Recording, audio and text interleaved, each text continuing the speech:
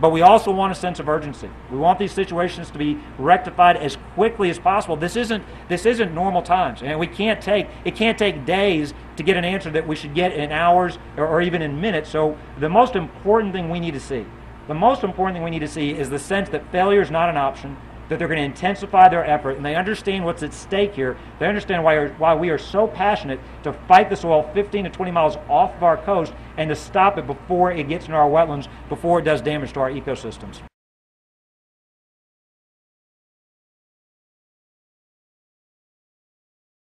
Someone used a great analogy. You know, if my house is on fire, I don't need the fire chief telling me I should not have built the house out of wood. I need somebody to put the fire out.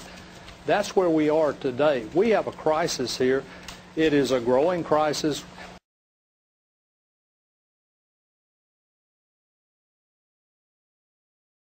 What about now? You were in the Gulf region just the other day. Among the officials you met with, of course, was the President of the United States. How's he handling this? Well, I think the President is doing everything he can. You know, from my perspective, he's been here a number of times. I'm sure he'll continue to come back. That's important for the administration to do. Your perspective seems very different from that of Bobby Jindal, the Republican governor of Louisiana, who in the last 24 to 48 hours has become increasingly frustrated, saying he keeps asking for things and he keeps being called to meetings or being told it's being kicked up the chain of command. He says he can't get the White House and others in the federal government to give him the things he needs urgently. Well, you know, he can only speak for himself, and I understand that, and I can certainly appreciate the level of frustration. It's already on their shore. But from our perspective, we've had good cooperation and hope that we continue to do so.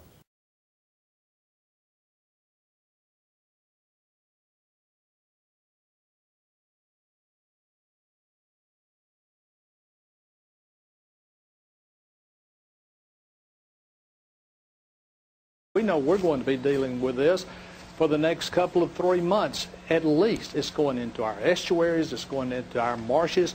We need every piece of equipment the federal government or BP or anyone else has to stop it and lock this place down today.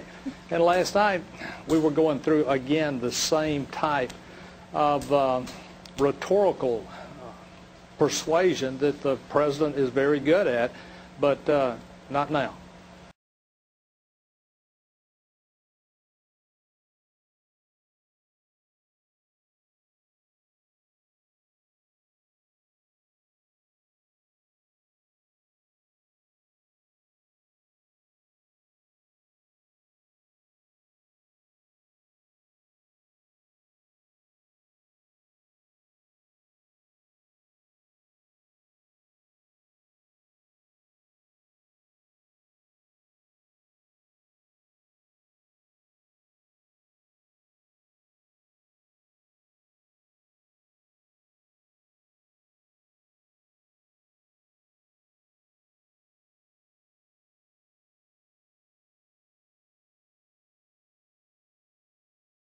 Crist also talked oil today. He said after a meeting with the president last week, he finally feels Florida and the people along the Gulf will get the help they need. Well, I think that the administration has gotten up to speed. I'm very pleased about that. This morning, the oil spill crisis hits its worst level yet here in Florida. Thick, sticky oil is now coating Pensacola beaches. Ashley Glass is live in the newsroom now with this developing story. Ashley. And Dan, it's really a lot of oil in Pensacola. Let me show you exactly what's happening in Casino Beach. That's where oil's washing up in those thick, mousse-like mats you're seeing. Some of it stretches 3 miles at a time. The beach is no longer packed with tourists. Instead, BP cleanup crews are everywhere working by hand.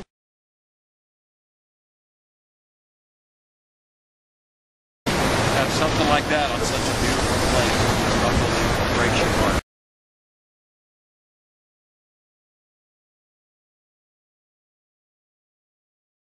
Secretary's good work. We got 4 skimmers to help address this. But you can never have too much, you know. And obviously, you know, we need as many as we possibly can to help out.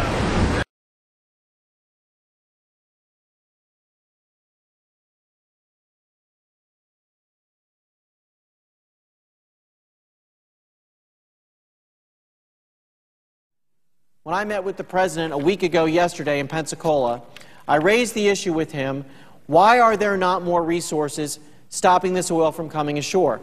Admiral Allen, who was at that meeting, the head of the response, the former Commandant of the Coast Guard, told us that there are 2,000 skimmers in the United States. Why are there only 20 off of Florida? As I've asked the Coast Guard and even the Navy, why are there not more skimmers? I've come to find out we can't even determine how many skimmers there are.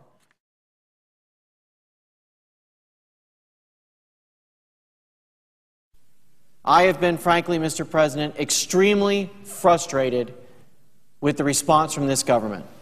But a clear and present danger exists right now in the Gulf of Mexico, a clear and present danger to my home state of Florida. Mr. President, I have come to the floor almost every day over the past week while we've been in session to talk about the need for the federal government to have a more robust response in preventing this oil from coming ashore.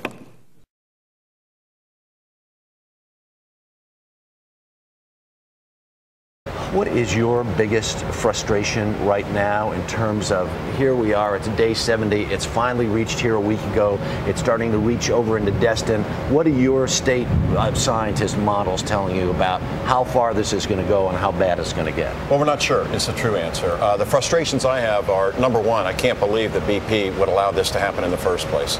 Number two, I'm frustrated with the response. We need to get a quicker response, more skimmers. That's starting to improve, frankly, but we've got to stay on it and make sure we get the skimmers and all the equipment, heavy equipment that we need, and that's happening.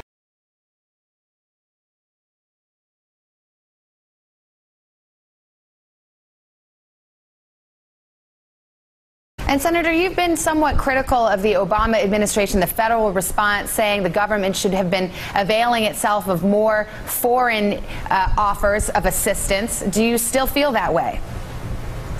I do, foreign and domestic. We've had 56 offer of assistance. We've taken 6. I've been showing pictures of this boat, the Swan, which is a Dutch ship that could have soaked up 20,000 tons of oil and water a day. And that ship was never brought into the U.S. because the U.S. never got back to the company. There's a ship called a Whale now. It is literally a whale. It is the world's largest skimmer, a Taiwanese vessel that's on its way to the Gulf. An LSU professor is reporting that this ship in one day could soak up as much oil as all the skimmers have soaked up so far combined. Why we wouldn't have that skimmer already here makes no sense to me. But they're telling us, the folks on the ship, that they don't have clearance yet to skim off of the coast of the Gulf. That also doesn't make any sense. We need all the help we can get. You should be looking over my shoulder and seeing skimmers as far as the eye can see.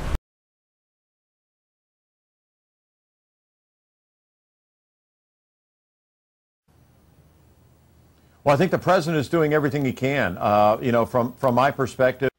Well, I think that the administration has gotten up to speed. I'm very pleased about that. Secretary's good work. We got more skimmers to help address this. That's starting to improve, frankly, but we've got to stay on it and make sure we get the skimmers and all the equipment, heavy equipment that we need, and that's happening.